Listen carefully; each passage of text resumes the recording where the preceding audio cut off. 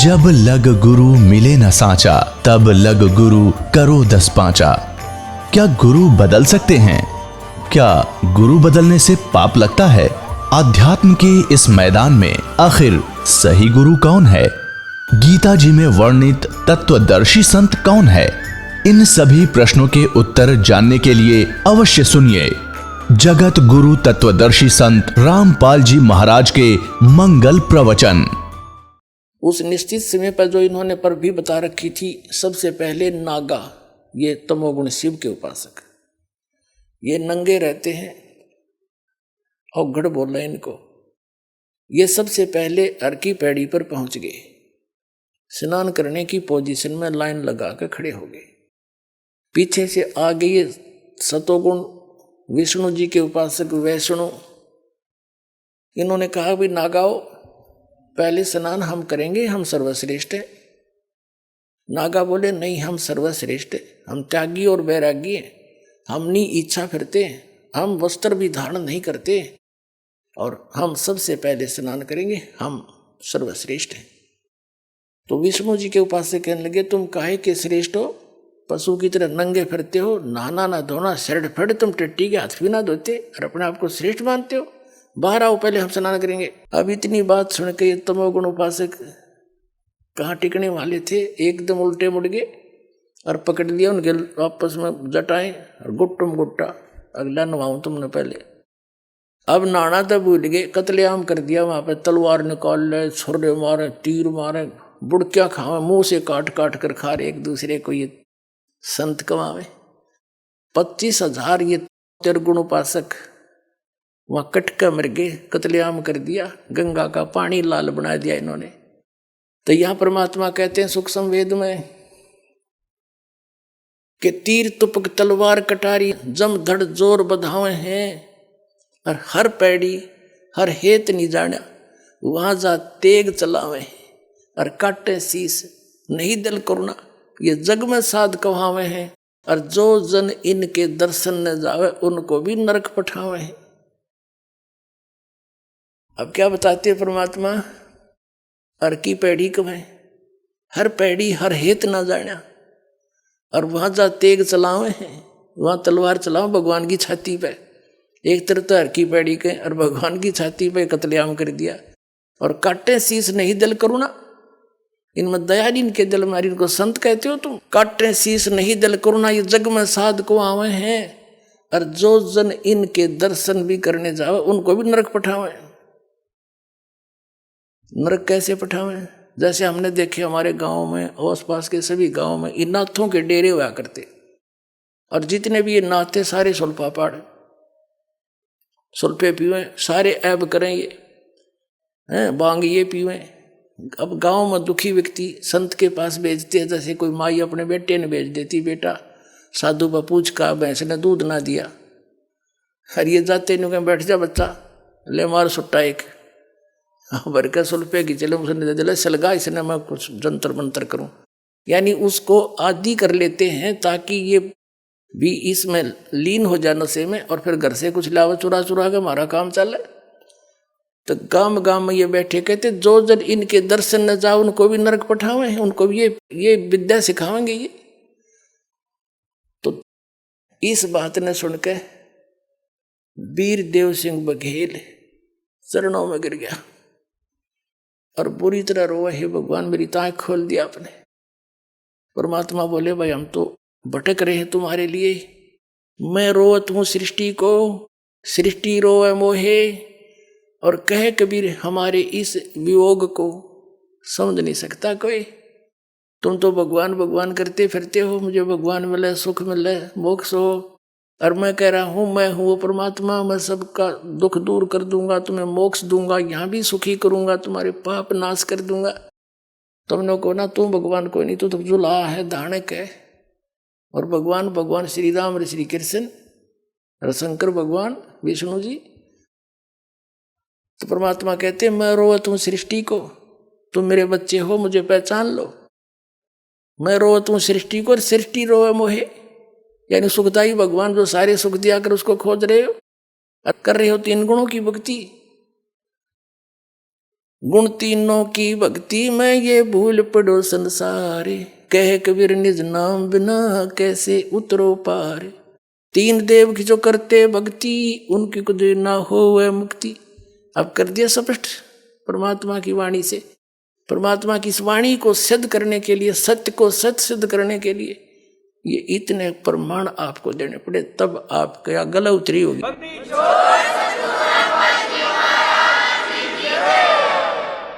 अब वीरदेव सिंह बघेल चरणों में गिर गया और कहा भगवान दास को शरण में ले लो। ये पिछले संस्कारी हंस होते थे, कितनी पोस्ट पर हो और कितने ही बुराई करता हो, परमात्मा की ज्ञान सुनते ही समर्पित हो जाता है। पिछले ही तब से होते हैं पूर्ण हंस मुराद। और परमात्मा ने कहा ठीक है बेटा, नाम दूंगा आपको।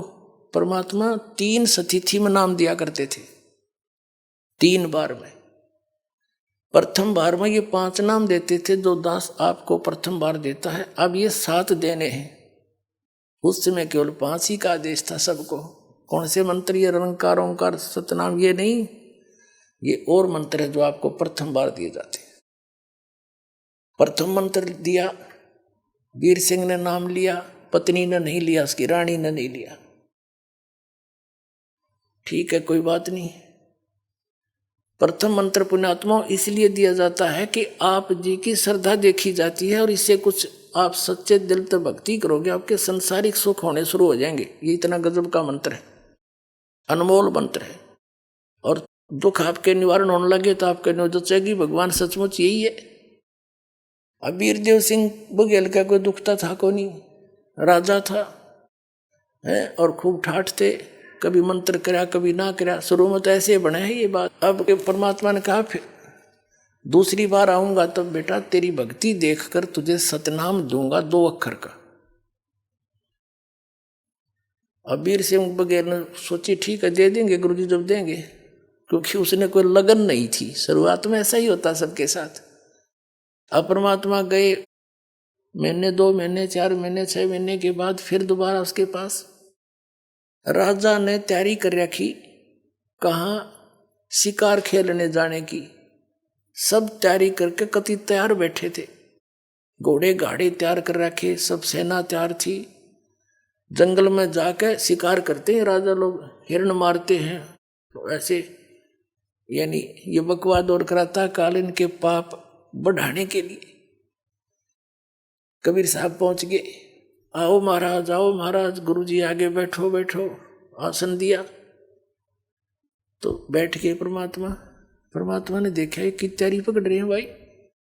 तो बताया क्या कि जी हम शिकार खेलने जा रहे हैं, गुरुजी आप भी चलो, आप भी वहां घूम आना। परमात्मा बोले ना भाई ऐसी गलती करया करें हैं, शिकार खेलने जाया करें, जीवन ऐसा करते हैं। बोला ना जी तो शौक है, हमारी हॉबी है, आप भी चलो। परमात्मा ने सोचा बताइए केस को कर समझाओ इनको। कबीर साहब कहने लगे भाई देखो मैं चल पड़ूंगा, लेकिन तुम्हें कोई मर्ग मिलेगा नहीं, कोई प्राणी नहीं मार सकोगे तुम। नो बोला जी, वीर सिंह कहता नहीं जी वो तो बहुत मर्ग फिरते हैं, बहुत हिरण घूमते रहते हैं और ऐसी कोई बात नहीं। परमात्मा बोले चलते। मालिक भी बैठा लिए घोड़े पे, चले गए। वहां पड़ाव ला लिया उन्होंने। अब शिकार खेलने के लिए चल पड़े। कबीर साहब को भी बैठा रखा घोड़े पे। कबीर साहब जाना था उनके साथ साथ, और उनका पड़ाव अलग था। वहां रहे कुछ सैनिक छोड़ रखे थे, 10-20 लांगरी लुंगरी रोटी राटी बना लो, हम करके आते हैं शहर से पट्टा। तो 12 बज गए दिन के, सुबह निकले थे 6 बजे, थोड़ा बहुत नाश्ता करके। दिन के 12 बज गए, 1 बज गया, कोई मर्ग दिखाई नहीं दिया हिरण। अब वो और गहरे चले गए, दूर दूर देखो कहाँ मिलेगा। राजा शिकार खेलने जावे और यानी शिकार नहीं करे तो अपनी वो इंसल्ट मानता है। तब परमात्मा ने क्या करा, एक हिरण बनाया, अपनी शक्ति से भेजा और वो हिरण दिखाई दिया। चारों तरफ सैनिक राजा साथ में। तो उस नरेश ने कहा अपने सैनिकों से कि इतनी देर में एक मृग दिखाई दिया है और ये जिसके पास से चला गया उससे ले लूंगा, उसकी खैर नहीं है, ये जाना नहीं चाहिए। अब परमात्मा ने क्या दया बख्शी, वो मृग कूदता कूदता कभी इधर राजा के घोड़े के नीचे निकल गया।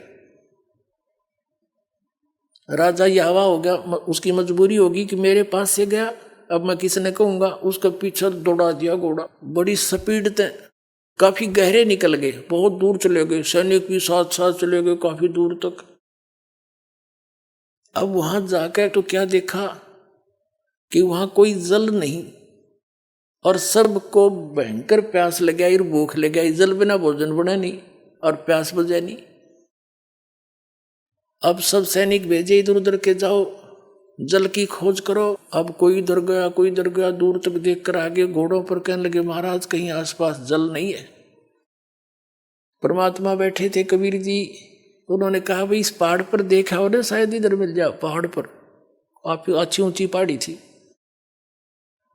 अब और कहने लगे महाराज यहाँ प्लेन में तक तो जल मिला नहीं, समतल में पहाड़ पर कहाँ से जल होगा।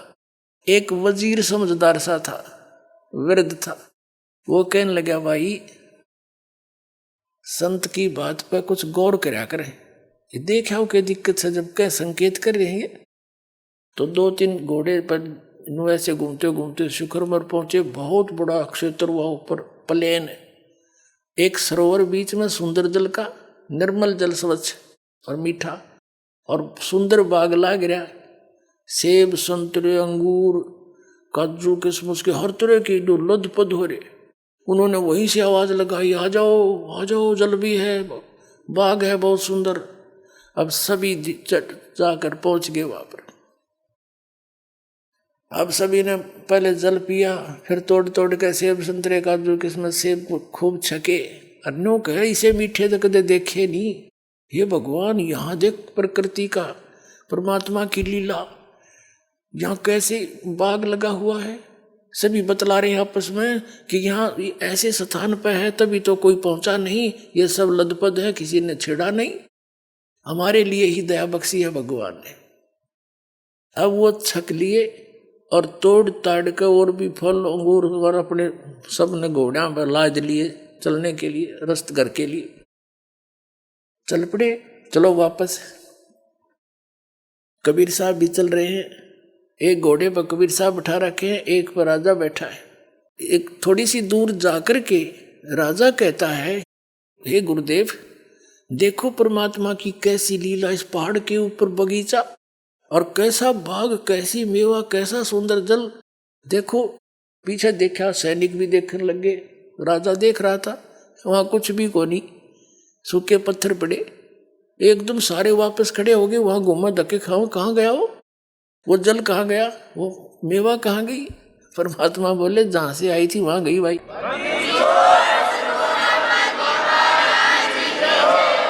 जी कहां से आई थी, के सतलोक से आई थी, जहां आपको दास ले जाना चाहता है। परमात्मा कहते थे जहां की मैं भक्ति बताता हूं वहां ऐसे मेवे, ऐसे बाग, ऐसे सरोवर भरे, अमृत ये जल है वहां पर।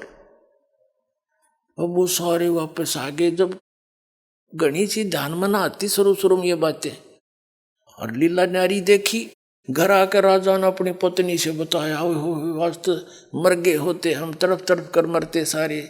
और सतगुरु ने ऐसी दया बख्शी अपनी लीला से, वहां बाग लगा दिए, फल छक कर आ रही, वो तोड़ के ला रहे, वहां रख दिए बोरे के बोरे ठाठा का, ये थी वहां पर। हर मुड़कर देखा वहां कुछ नहीं पाया। ऐसे ऐसे हमारे भगवान, अब गुरु जी ऐसे शक्तिशाली है, ऐसे चमत्कारी है। रानी ने भी नाम ले लिया, उसको फिर थोड़ी सी दृढ़ता हुई। परमात्मा बोला अब प्रथम नाम ले तू, अब तेरी थोड़ी बहुत बुद्धि लगेगी भक्ति में, अभी तू तो बकवाद कर रहा था, तेरा नाम खंडित है। अब दोबारा नए सिरे से प्रथम मंत्र दिया। कुछ दिनों के बाद फिर उसकी श्रद्धा आजम बन गई, फिर दूसरा मंत्र सतनाम दिया। फिर कुछ दिन के बाद भक्ति बढ़ने से अंतःकरण के मैल हट जाते हैं, फिर जिज्ञासा बढ़ जाती है, चाह बढ़ती है भगवान की। सतनाम से प्रबल इच्छा होती है कि भगवान आप सार नाम भी को थे, सार नाम दूंगा। परमात्मा बोले भाई योग्य हो जाएगा जब मिलेगा, यो इतनी जल्दी ना दूं। जब भी गुरुदेव आते हैं उनसे मिलते, प्रभु दया करियो, सार नाम दियो, योग्य हो गया होता आपका दास, सार नाम देना। कबीर साहब कहने लगे, एक दिन चले गए परमात्मा और कहने लगे, भाई आज तुझे सार नाम दूंगा। कि अच्छा महाराज, बड़ी दया हुई, ओहो तो मेरे भाग खुल गए। परमात्मा कबीर जी ने कहा कि इस सारनाम देते समय मुझे एक 7 हाथ का 20-21 फुट लंबा एक कपड़ा चाहिएगा, स्वच्छ, एक धोती सफेद कति निर्मल अनयूज्ड। वीर सिंह राजा था, कहने लगे जी थान के थान मंगा दूंगा। परमात्मा कबीर जी बोले, नहीं, जो कपड़ा मुझे सारनाम देने के लिए आवश्यकता पड़ेगी आपके लिए, वो आपकी गुरु बहन है, एक चंद्रप्रभा नाम की पंडितानी है, और वो विधवा है आपकी काशी नगरी में, उस मोहल्ले में उसकी एक पुत्री है, और उसने वह साड़ी अपने ही बगीचे में, वह धोती अपने ही आंगन में कपास का पौधा बोया बाड़ी है, और गंगा का जल मटके में भर भर कर लाकर वो बाड़ी के पौधे सींचे हैं भाई। और उससे जब वह बाड़ी खिली, कपास खिली नरमा, तो उससे चुग के आप पे कात्या, आप पे लोड्या और आप पे सूत बना के अपने हाथ से खड्डी से नहा धो के सोच वो कपड़ा एक धोती तैयार कर रखी है, वह धोती ले आ तू, तब तुझे सारनाम मिलेगा, नहीं तो नाम वो मिले कोई। अब वीर सिंह बघेल ने संदेशा भिजवाया, उस थान खोजा कहाँ सी रहती है मेरी गुरु बहन, यानी कबीर साहब की शिष्या थी वो। अब वहाँ पता लगा, सैनिकों ने आके बता दिया ऐसे ऐसे वो बहन वहां पर रहती है, हमने पता कर लिया उनके घर का। राजा ने कहा कि उनको संदेशा दो कि मैं उनसे मिलना चाहता हूं अपनी गुरु बहन से। अब सैनिकों ने जाके बता दिया कि बहन ऐसे ऐसे वीर सिंह जी आपसे मिलने आ रहे हैं, आपके गुरु भाई हैं। उसको पता था इस बात का कि वो है तो गुरु भाई, पर राजा का दिमाग तो राजा के हिसाब से, और मेरे पास आ रहा है, कोई कुबद ना कर दे भगवान, हे प्रभु मेरी रक्षा करियो, कोई मन में खोट लेकर ना आ रहा हो। नहीं, राजा तो राजी खुशी तो आया नहीं करे गरीब के घर में। अब उसने आने से पहले आसन लगा दिया, जैसा भी उसका घर पे था, बढ़िया कपड़े बिछा दिए, दूध गर्म करके ठंडा करके पीने योग्य तैयार कर रखा खातिर अपने आओ भगत के लिए, और उसको बुलाया। अब आ गया, जो बैठ के प्रणाम हुए, सत्साई भाई सत्साई बहन बैठ के नरेश उसके चारपाई पे, और बोलो जी दूध पी लो भाई। राजा बोला, बहन दूध पीछे पीऊंगा तेरा मैं, पहले मेरी अर्ज स्वीकार कर। बोल भाई मैं कंगाल, आप राजा, मुझ गरीब के पास क्या देने को है आपके लिए, क्यों शर्मिंदा करते हो मुझे। कि नहीं बहन, आज मैं भिखारी बन के आया हूँ और आज मुझे सारनाम मिलेगा, गुरुजी ने रजा बख्शनी है, और उस सारनाम के लिए मुझे एक धोती चाहिए जो तेरे पास है, साफ धोती सुथरी बनी वह साड़ी। वह बहन बोली, जी मेरे पास तो घड़ियाँ धोती है, दे दूंगी कोई बात नहीं, अकना वो धोती चाहिए जो आपने अपने आंगन में और कपास बो के भी बाड़ी बो करके उसको चुन के और आप बनाया है सारा कुछ, वह धोती चाहिए। गुरुजी ने बताई आपके पास है। कहा भाई है, पर वह मैं दूं कौन तेरे थे।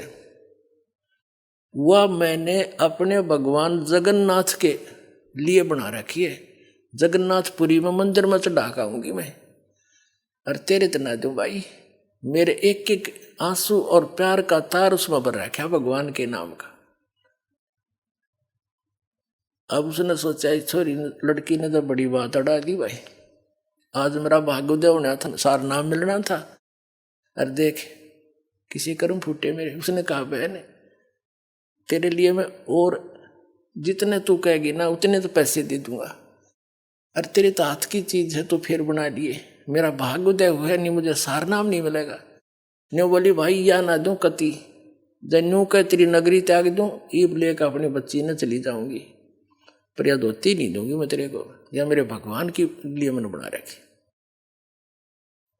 जब उसने देखा कि सारे प्रयत्न विफल हो गए, और उठ कर चल पड़ा। बहन मेरा दुर्भाग्य है, मेरे भाग में नहीं है ये नाम।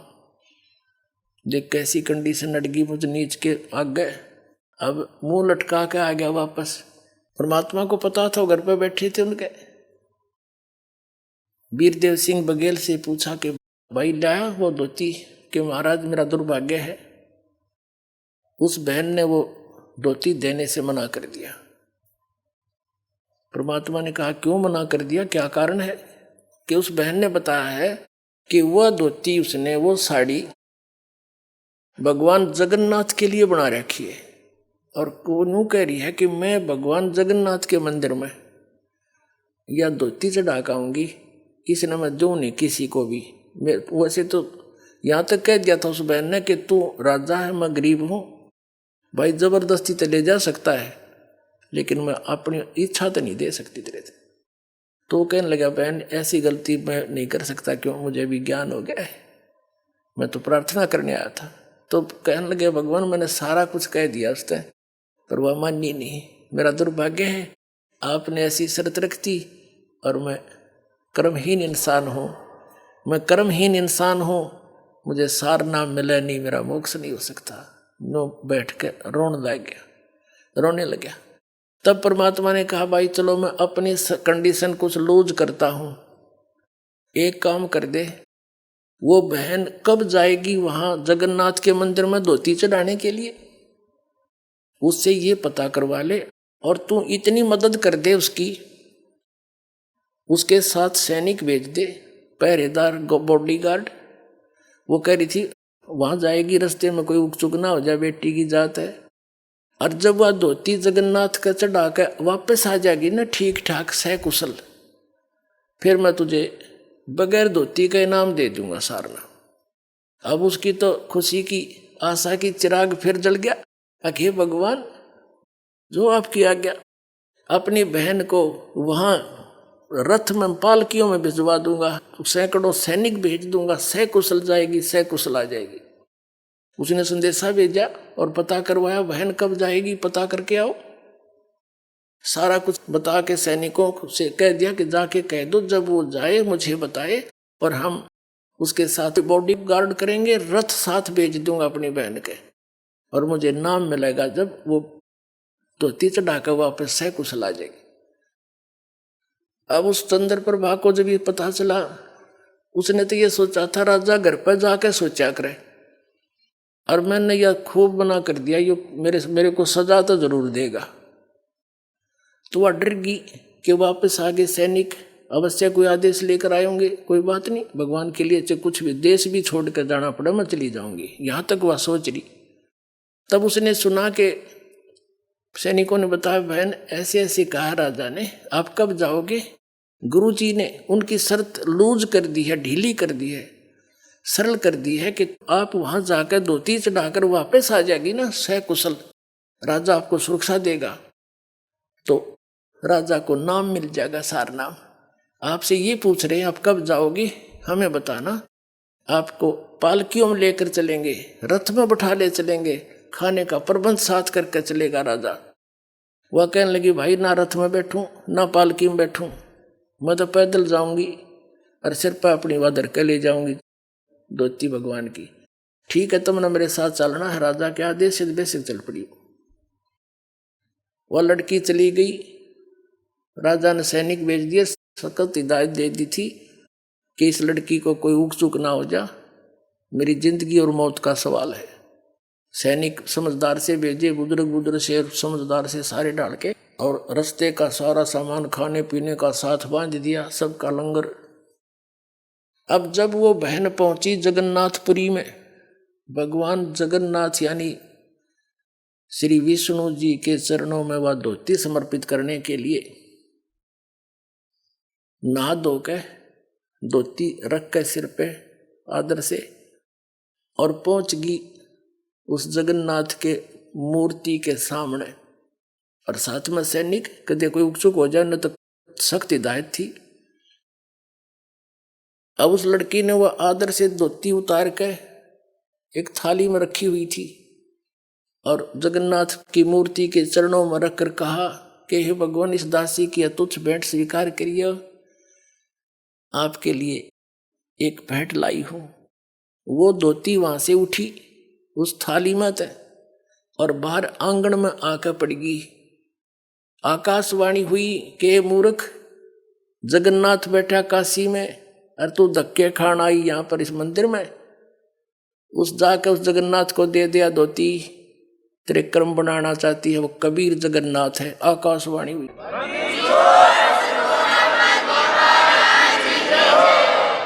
वो है जगत का स्वामी, कुल का मालिक है, और उसने छोड़ के तुम यहाँ आई इस पत्थर पे माथा टेकन।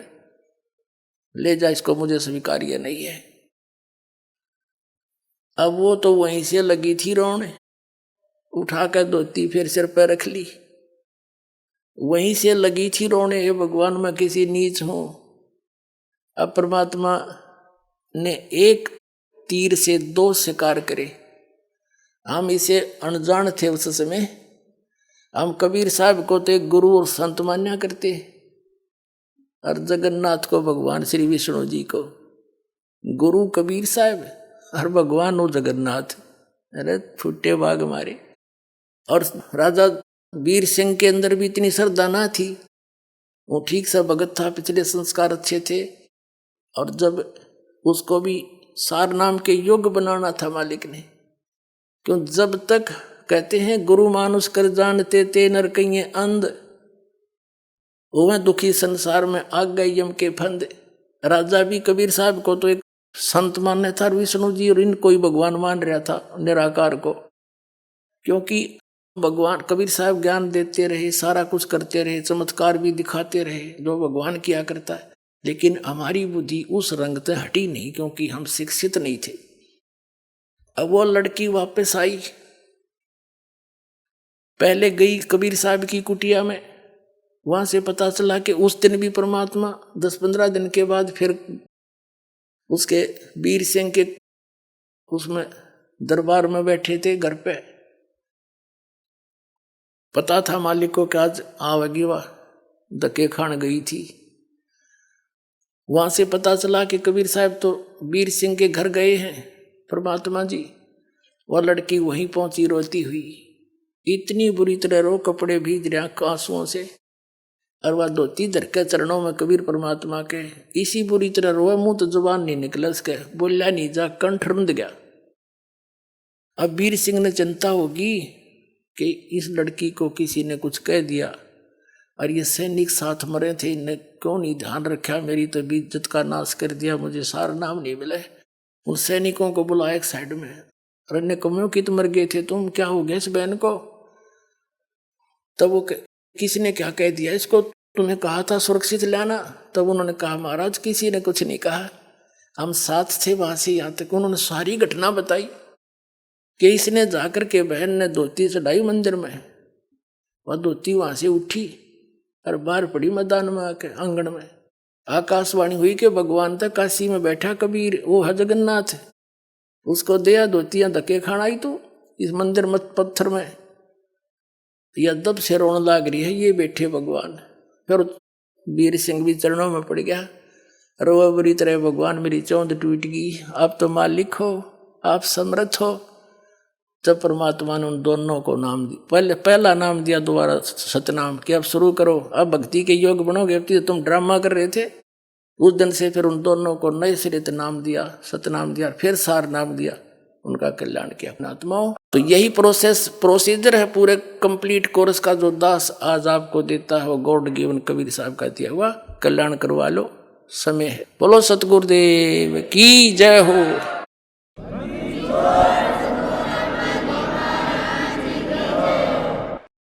परम पिता परमात्मा पूर्ण ब्रह्म सर्व सृष्टि रचनहार कबीर परमेश्वर जी की असीम रजा से आप सभी पुण्यात्मा ये सत्संग सुनने के लिए उपस्थित हुए। सौभाग्य आपका, परमेश्वर ने आपको इतना समय परमात्मा की चर्चा सुनने के लिए दिया। परमेश्वर कबीर जी ये हमारे सभी के पिता हैं, हमारे जनक हैं, हमें उत्पन्न करने वाले हैं, और हम यहाँ आगे इस काल के जाल में, काल के लोक में हमसे बड़ी भारी भूल बनी, और अपने किए का दंड आज तक हम भोग रहे हैं। अपने पैर पे हमने स्वयं कुहाड़ा मार रखा है। अब वो दयालु परमात्मा हमारे लिए भटक रहे हैं, यहाँ आते हैं, अपना ज्ञान कराना चाहते हैं, हमें ये बताना चाहते हैं कि आप यहाँ के वासी नहीं हो, ये लोक ठीक नहीं है, यहाँ आप स्थायी नहीं हो। लेकिन आप जी ने इसका कोई विकल्प नजर आया नहीं। आप जी ने इसी व्यवस्था को अंतिम मान के, इसी की अपनी मर्यादा बना के, और यहाँ जन्मते मरते रहते हो, कष्ट पे कष्ट उठाते रहते हो। और कोई भी व्यक्ति नहीं चाहता मैं दुखी हूं, कोई नहीं चाहता मेरी मृत्यु हो, कोई नहीं चाहता मैं वृद्ध हूं, और सारा कुछ हो रहा है। हम देख भी रहे हैं कि सभी वृद्ध हो रहे हैं, सबकी मृत्यु हो रही है और कष्ट भी हो रहे हैं, और फिर भी हम ये सोचते हैं हमें नहीं होने चाहिए। ये अच्छे से नहीं लगते।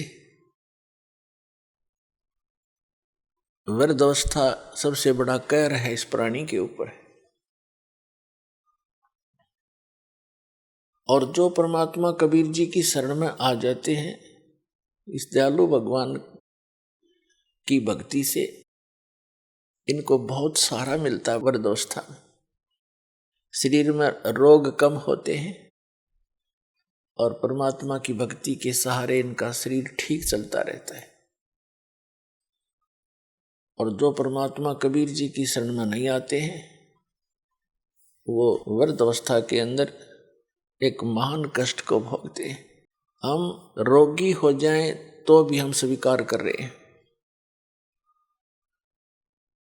और वृद्ध हो जाएं तो भी हम कोई दिक्कत नहीं। लेकिन जब मृत्यु का टाइम आता है, मृत्यु का नंबर आता है, तब हमें अच्छा नहीं लगता। क्योंकि मुश्किल से सारा जीवन लग के तो एक परिवार बनाया, फिर एक घर बनाया, करीब चालन की तैयारी होगी। बताइए कोई सांग होया? ये क्या व्यवस्था, खा के ये व्यवस्था,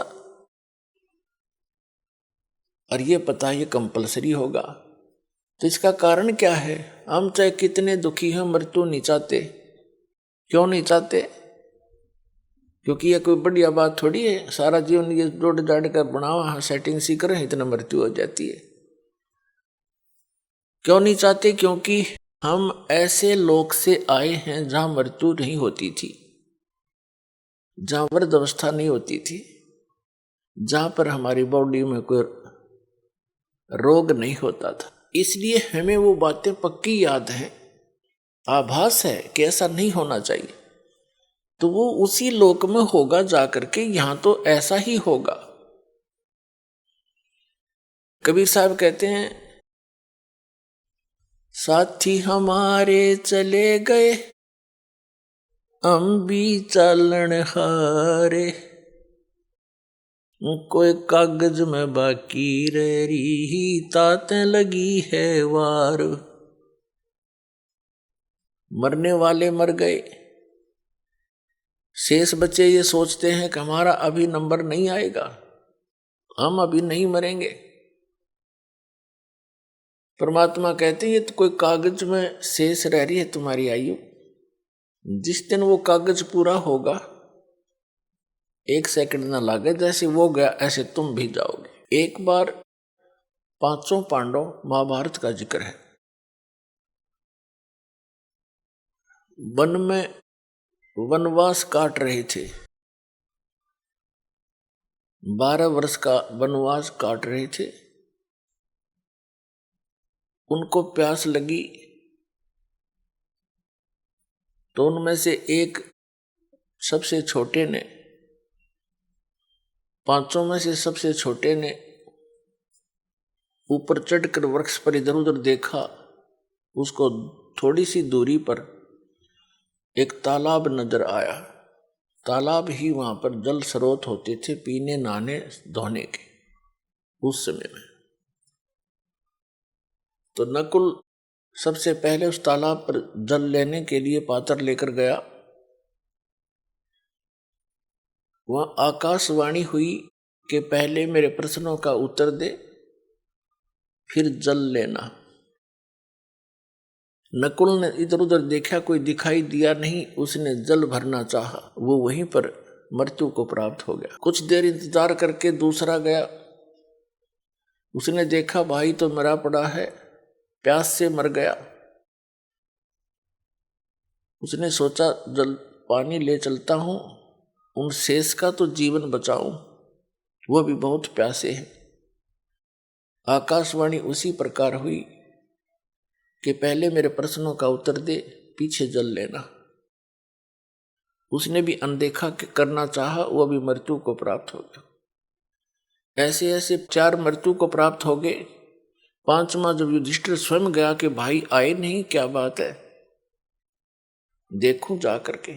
उसने देखा सब मृत्यु को प्राप्त है। उसने सोचा ये तो प्यास से मर गए, मरूंगा मैं भी, जल तो पी लूं, ये शौक तो हो ही गया। उसने भी पात्र उठाने की चेष्टा की जल के लिए। तभी आकाशवाणी हुई कि मेरे प्रश्नों का उत्तर दे, बाद में जल लेना, नहीं तो तेरे भाइयों जैसी हालत तेरी हो जाएगी। और यदि तो मेरे प्रश्नों का उत्तर दे देगा, तेरे भाइयों को भी जीवित कर दूंगा। युधिष्ठिर ने कहा कि बोल कौन है तू, कहां दिखाई तो दे नहीं रहा। तो उनमें से एक प्रश्न था कि इस संसार में सबसे बड़ा आश्चर्य कौन है, क्या है। युधिष्ठिर ने उत्तर दिया कि सबसे बड़ा आश्चर्य है कि हम प्रतिदिन सबको मरते देखते हैं, लेकिन अपने मरने की चिंता कभी नहीं करते। तो कहने का भाव यह है पुण्यात्माओं, हम और मर जाओ सारे, पर आप जीवित रहे बस ठीक से। और वो भी तो यही सोच रहे थे, ठीक है फलाना मर गया कोई बात नहीं, उसको ये हो गया था, वो हो गया था, अटकलबाजी सी, और चलो। तो पुण्यात्माओं, परमात्मा यहाँ याद दिलाना चाहते हैं, जिस लोक में तुम रह रहे हो लोक ठीक नहीं है। अभी तक आपके पास कोई विकल्प नहीं था, आपको पता भी नहीं था कि इसका कोई समाधान भी है। अब तो कति कंप्लीट कोर्स है और पूरा समाधान है, और बहुत ही आसान है। ये सबसे आसान काम था और सबसे जटिल बना दिया इन अज्ञानी संतों, महंतों, आचार्यों और शंकराचार्यों, काजी और मुल्लाओं ने, सबके धर्म गुरुओं ने, तत्व ज्ञान से अपरिचित होने के कारण। कोई हट कर रहा है, एक पैर पे खड़ा होकर, कोई वैसे खड़ा होकर के, कोई किसी प्रकार, कोई कुछ नाम जाप कर रहा है, कोई किसी प्रकार की क्रिया करके अपना मोक्ष मानता है। ये सबसे आसान काम है मोक्ष का, लेकिन हमें मार्ग मिले, सही दिशा ठीक मिल जाए। और अब दिशा ठीक मिल गई। जिस भी महापुरुष को परमात्मा प्राप्ति हुई है, उस परमात्मा ने ही आकर उसको यथार्थ ज्ञान दिया उनको। उनमें से कौन कौन हैं? आदरणीय धर्मदास साहिब जी, आदरणीय मुलुकदास साहिब जी, आदरणीय नानक देव साहिब जी, आदरणीय दादू दास साहिब जी, आदरणीय गरीबदास साहिब जी, गांव छुड़ानी, जिला झज्जर वाले, आदरणीय गीसा दास जी साहिब जी, गांव खेखड़ा, जिला मेरठ, उत्तर प्रदेश वाले। ये महापुरुष हैं जिनको भगवान स्वयं आकर मिले और उस स्थान पर ले गए जहां वो सुख इस जीव को हो सकता है। और वहां अन्य जो प्राणी हैं, पहले के भक्त हैं, वहां वो कितने सुखी हैं। वह कभी वृद्धावस्था नहीं होती, कभी मरते नहीं, किसी चीज का अभाव नहीं, ऐसा सुंदर शरीर है उनका, उसमें कोई रोग नहीं। तो वो परमात्मा ने अपने गवाह बनाकर वापस छोड़े। इनके अतिरिक्त और किसी को भगवान नहीं मिला जिस कारण से उनका विधान, उनके सिद्धांत, उनके अनुभव की जो वाणी है वो इन संतों से नहीं मेल खाती। तो इससे सिद्ध है कि इनके अतिरिक्त अन्य किसी को भगवान नहीं मिला। नहीं तो निराकार बताते परमात्मा को, किसी से पूछ लो सब निराकार बताते हैं। और जो साकार बताते हैं कि संसार साकार है, भगवान ही है, या मनुष्य जो उनके गुरु हैं अपने पति गुरु ही परमात्मा है, यही साकार है और वैसे निराकार है। तो ये उआ बाई का ज्ञान तब तक बोलता है इंसान जब तक उसको यथार्थ मार्ग और यथार्थ ज्ञान और सही अनुभव नहीं होता। तो उन महापुरुषों ने कैसे भक्ति की, कौन से मंत्र की। आदरणीय धर्मदास साहिब जी एक व्यापारी थे और बाल बच्चेदार गृहस्थी थे। भक्ति करी, साधारण सा मंत्र है, सिंपल वे से इसकी साधना करनी है, बिल्कुल साधारण सी भक्ति है। चलते फिरते, उठते बैठते, काम करते करते, जब भी पहले मानसिक कार्य नहीं होते थे। आजकल तो जैसे कार्यालयों में काम करते हैं, मानसिक कार्य ज्यादा बढ़ा दिए काल ने। शारीरिक कार्य होते थे, कोई भी था, कपड़ा बुनता था, कोई जूते बनाता था, और कोई हल जोतता था, कोई मजदूरी करता था। तो ये सब शारीरिक कार्य ज्यादा होते हैं। तो उसमें चलते फिरते, उठते बैठते उस परमात्मा का नाम का सिमरण करना है बस। नाम उठत नाम बैठत नाम सोवत जागबे, नाम खाते नाम पीते नाम सेती लागबे। और किसी भी सदग्रंथ ने उठाकर देख ले, जो सदग्रंथ है उन्होंने यही समर्थन दिया है कि परमात्मा का नाम काम करते करते अपना कर्म योगी बनकर भक्ति करे। और काम छोड़ कर बैठ गया तो तेरा निर्वाह कैसे होगा, गीता में यहां तक कहा है। तो अब वो मार्ग आपको मिल गया है, इसको स्वीकार करो और कल्याण करा लो, बहुत आसानी से बनेगी बात। अब क्या बताते हैं, परमात्मा के साथी हमारे चले गए, हम भी चालन हार, कोई कागज में बाकी रह रही, तात लगी है वार। पतझड़ आवत देख कर बन रोवे मन माही, ये ऊंची टहनी पात थे अब पीले हो जाए। पात जड़नता ये कहे सुन भई तरवर राय, अब के बिछुड़े नहीं मिले ना जाने कहां गिरेंगे जाए। तरवर कहता पात से, सुनो पात एक बात, यहां की यह रीति है, एक आवत एक जात। परमेश्वर कबीर जी ने अपनी प्यारी आत्माओं को तत्व ज्ञान समझाने के लिए भिन्न भिन्न प्रकार के फार्मूले अप्लाई किए हैं कि ना जाने किसके कौन सी बात चुभ जा और जीवन बदल जाए उसका। अब जैसे कुएं में बाल्टी गिर जाती है, गांव में तकरीबन कुएं अब भी विद्यमान है, पहले सभी जगह कुएं ही हुआ करते थे, ये हैंडपंप वगैरह यंत्र नहीं थे। और पानी बहुत गहरे हुआ करते थे, 100 फुट नीचे जल प्राप्त होता था जमीन में। उसके निकालने के लिए एक पात्र बाल्टी होती थी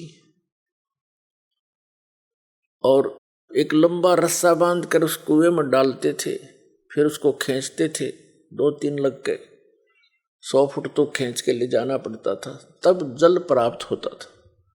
और कभी वो बाल्टी टूट कर, रस्सी टूट कर बाल्टी कुएं में गिर जाती थी।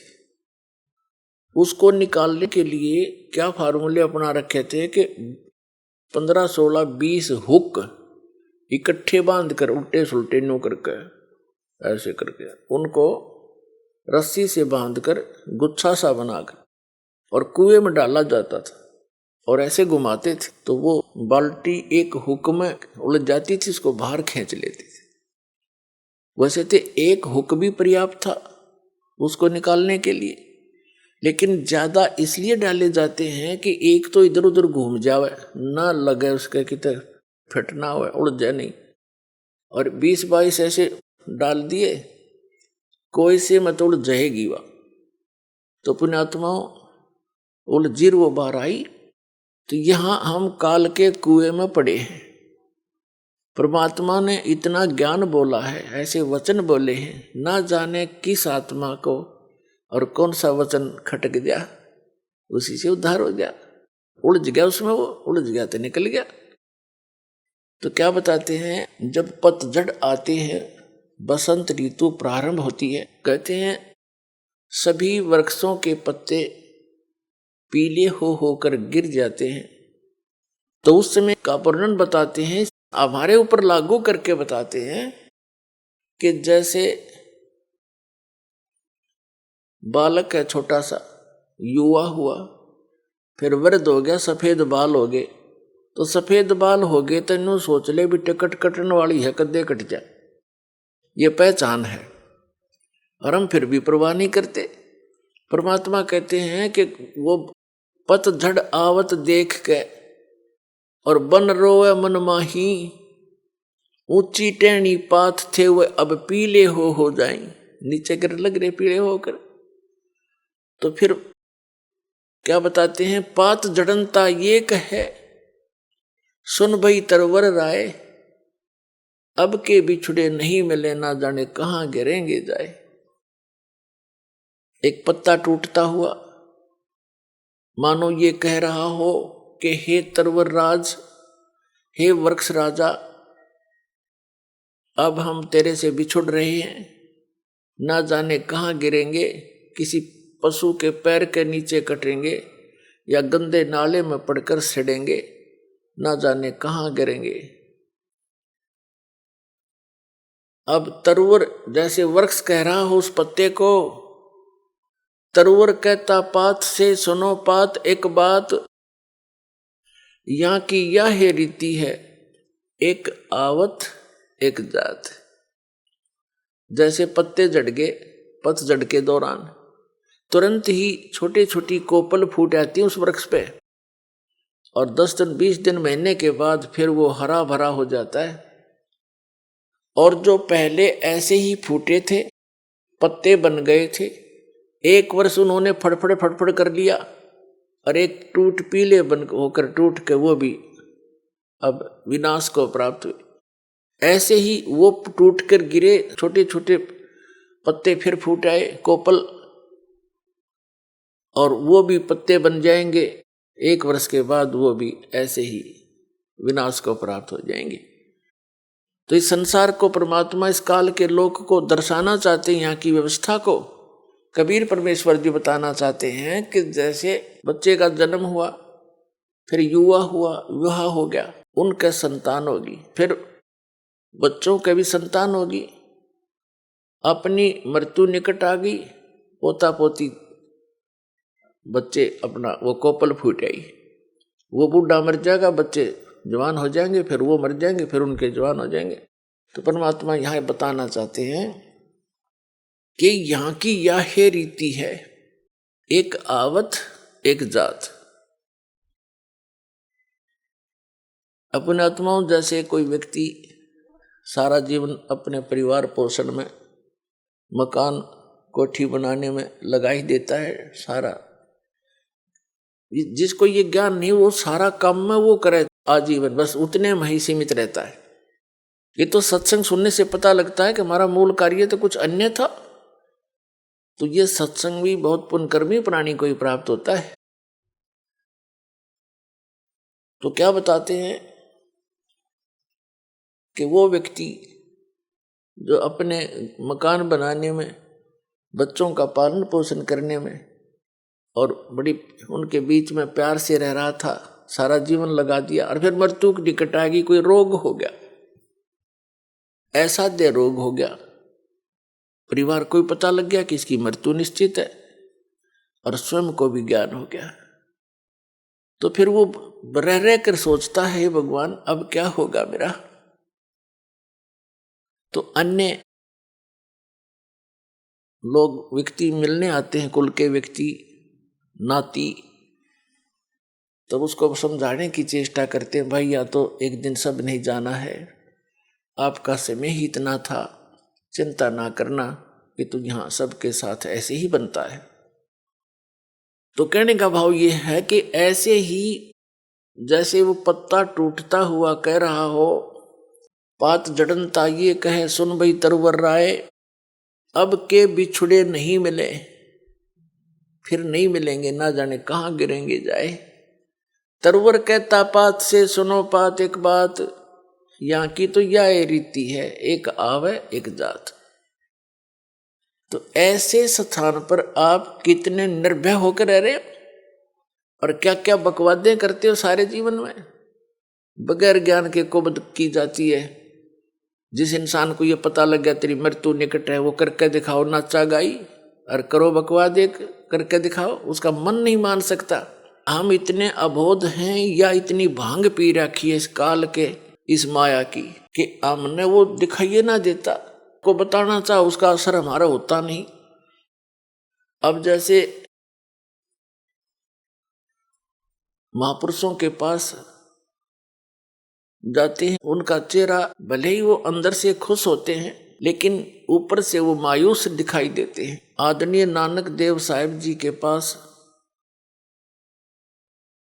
कुछ भक्त गए जाते रहते थे, कुछ नए नए भी जाते हैं, तो वो देखते हैं कि हमने तो साधु संतों के चेहरे बड़े खिले हुए लाल लाल देखे, उनके देखे जो पेट भर थे, ऊपर से दिखे साधु, उनको ज्ञान था ही नहीं। अच्छी खावा काजू किस्मस मेवार पेलन डंड कि 2 किलो पीवे दूध इकट्ठे, उनकी तो आप लाल चेहरे होंगे, वो तो काल के पशु है। और जो संत है उन्हें तो टाइम पास करना मुश्किल हो जाता है यहाँ पर, जब ज्ञान हो जाएगा। तो नए नए भक्त जाते थे, वो पूछते हैं कि महाराज जी आप हमें कभी खुश नजर नहीं आए, आप ऐसे रहते हो जैसे आपका कोई चीज गुम हो गई हो, मायूस रहते हैं। तो नानक जी ने कहा कि ना जाने काल की कर डारे और किस विध ढल जा पासावे, और जिन्हां ते सरते मौत खुड़क दी उन्हां नु केड़ा हासा। कहा करते महात्मा कि तुमने ज्ञान कौन बालको, हमें अपनी मौत दिखाई देती है। आइए अब हम उन श्रद्धालुओं के अनुभव जानते हैं जो जगत गुरु तत्वदर्शी संत रामपाल जी महाराज जी से दीक्षा प्राप्त कर चुके हैं तथा उनके द्वारा बताए गए भक्ति मार्ग पर चल रहे हैं। माता जी नमस्कार। नमस्कार जी। क्या नाम है आपका? रमा देवी। आप कहाँ से आए हैं? गांव फरल, जिला कैथल। संत रामपाल जी महाराज से नाम दीक्षा लेने से पहले आप क्या भक्ति साधनाएं करते थे? भाई ये जी संसार में प्रचलित पूजा वही करते थे। देवी की पूजा करी हमने 7 साल, उसके नवरात्रे व्रती रखने, दोख पूजा करनी, फिर 9 साल हमने हनुमान जी की पूजा करी, बालाजी गए, सब दोख पूजा करी, लेकिन हमारे को कोई आराम नहीं हुआ। माता जी आपने अपने जीवन में बहुत सारी साधनाएं की हैं, हम आपसे ये जानना चाहेंगे कि अब आपको संत रामपाल जी महाराज से नाम दीक्षा लेकर के भक्ति करने की जरूरत क्यों आन पड़ी? संत रामपाल जी महाराज से नाम दीक्षा लेने की हमारे को इसलिए जरूरत पड़ी कि हमारे प्रेत बाधा थी बहुत ज़्यादा। हम 30 साल तक प्रेत बाधा के उसमें दिन में रात में किस टाइम सोए नहीं, कभी हम नींद भर कर सोए नहीं, थोड़ी बहुत ही देर सो लिए, घंटा आधा घंटा। और उसके बाद जो है वो हमारे को इतना परेशान करे था कि मेरा गला दबावा था, प्रेत जो बाधा थी वो चलती थी मेरे साथ साथ। और जैसे मैं अंदर जाकर पड़ जाती थी बेड पे तो मेरे पास बैठ जाती थी आकर। खाना कभी कभी मैं खाना बनाती मेरे पास खड़ी हो जाती आकर, मेरे को दिन में ही दिखते थे वे, और मैं अंदर लेट दूँ थी वो बाहर घूमते रहे थे, मेरे को आवाज़ आवे थी। माता जी 30 साल से आप भूत प्रेत की बाधाओं से पीड़ित थे, हम आपसे ये जानना चाहेंगे कि वो भूत प्रेत की जो बाधा थी वो कैसे ठीक हुई? जो भूत प्रेत की बाधा थी जी वो हमारे को सोने नहीं देती थी बिल्कुल भी, दिन में ना रात में किसी भी टाइम, बहुत ज़्यादा परेशान करती थी। तो उसके लिए हम बहुत परेशान थे। मेरा गला दबावे थी, आकर ऊपर छाती पर बैठ जाती थी ऊपर, जब भी हम सोते थे। वो तो जागते में बैठ जाती, सोने की तो बात दूर की है, जागते में मेरी छाती बैठ मेरा गला दबाती थी। और फिर ना मेरे हस्बैंड सोते थे ना मैं सोती थी। तो फिर एक ये मेरे हस्बैंड स्कूल में नौकरी करते थे, वहाँ एक भगत था संत रामपाल जी महाराज का, उन्होंने ज्ञान गंगा पुस्तक दी इनको, और वो ज्ञान गंगा पुस्तक इन्होंने थोड़ी सी पढ़ी। पढ़ने के बाद उस दिन फिर मैं हम रात को सोने के बाद मैं परेशान हो गई बहुत ज़्यादा, मेरे छाती पर बैठ गई, वो आकर गला दबाने लगी। मेरे हस्बैंड उठ गए। तो मेरे हस्बैंड उठने के बाद में मेरे हस्बैंड ने कहा क्या बात होगी, मैं कहा ऐसा हो गया, मेरा गला दबा रही है।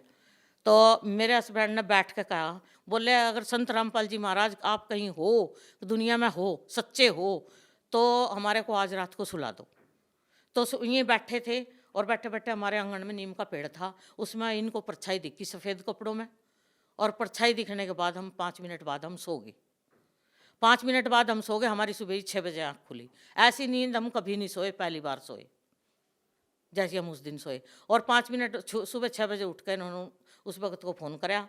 फ़ोन करने के बाद वो भगत बुला कर फिर हम बरवाड़ा आए, हमने नाम दीक्षा ली। और वो नाम दीक्षा लेने के बाद वो दिन सो और आज का दिन मेरे को कोई प्रेत बाधा नहीं है, ना मेरे को कोई सपना आया। तो 30 साल से हम ऐसे घूम रहे थे भूत प्रेत की बाधा में, और मैं इतने परेशान थे। हमने कोई देवी देवता जहाँ भी किसी ने बताया हम वहीं गए। हमने बहुत पैसा खोया पर लेकिन हमारे कोई आराम नहीं हुआ।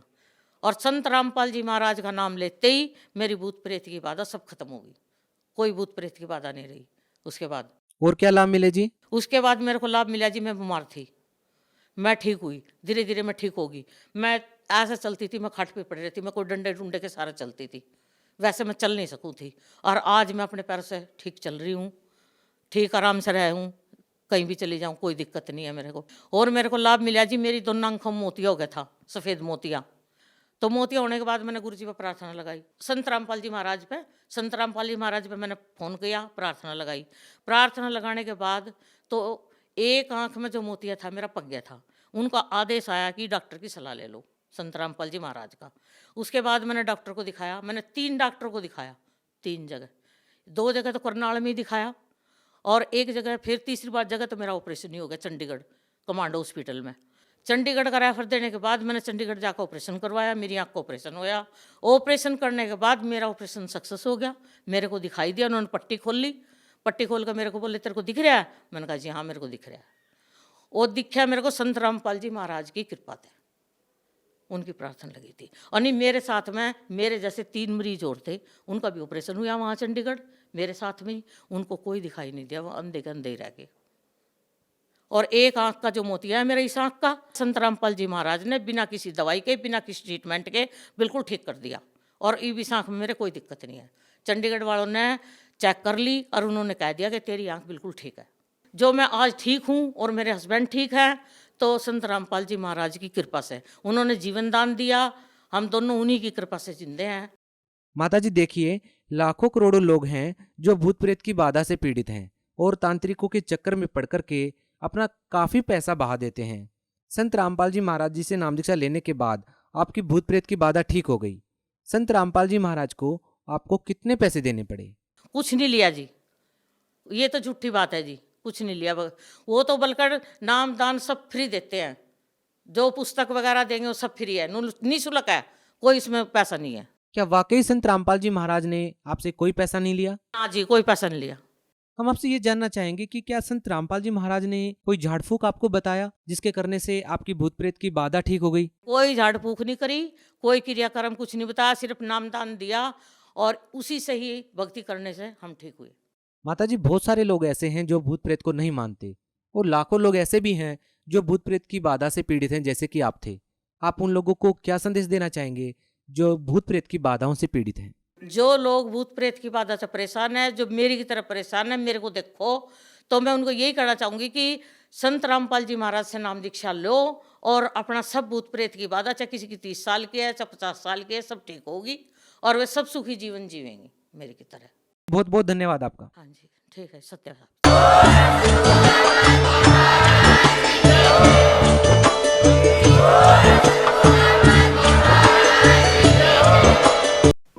आप सुन रहे थे जगत गुरु तत्वदर्शी संत रामपाल जी महाराज के मंगल प्रवचन।